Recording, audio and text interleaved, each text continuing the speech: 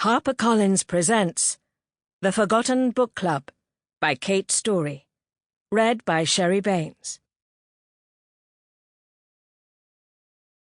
Dedication in loving memory of the inimitable Donna Bompas.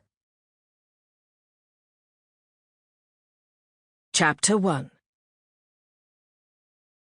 A year was a long time to keep a door closed, especially when she walked past it at least 10 times a day. Now, on the first anniversary of Frank's death, Grace stood in front of the door to his study in the hallway next to her basement kitchen, willing herself to put her hand on the knob and turn. No, it was too hard. She pivoted, marched towards the foot of the stairs, got halfway up, then stopped. Maybe it was the spectral glow of the light from the first floor that made her pause.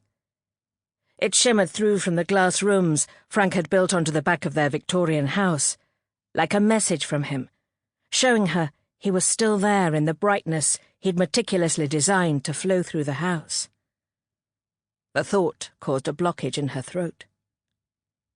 With his glow guiding her, like a supporting hand, she turned and made her way back to the door of the room Frank loved so much.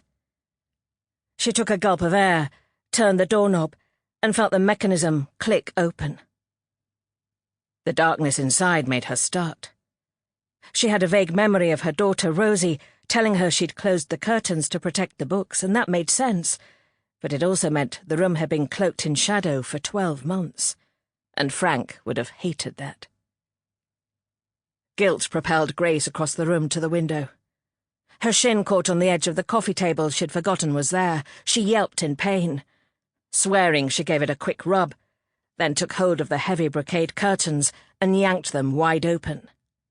Sunlight flooded the room, momentarily blinding her. She turned, waited for her eyes to adjust, then allowed them to rest first on the pair of winged armchairs, with plump cushions in the same blue and gold fabric of the curtains.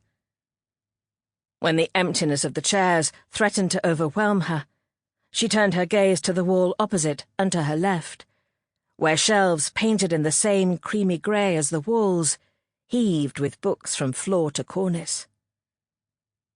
Frank collected books with a passion bordering on obsession, keeping the ones he loved most down here, relegating others to bookcases Grace sourced through her work, which was scattered throughout the rest of the house. He used to say marrying an antiques dealer was a strategic move on his part. How else would an architect get the best deals for their beautiful home? He always said it with his trademark sparkle, but Grace just rolled her eyes, because she knew as well as he did that there was nothing strategic about the way they fell for each other. It was a lightning bolt they'd both felt at the same moment on meeting, and the heat of it never left them. She crossed the room to the walnut desk against the wall by the door.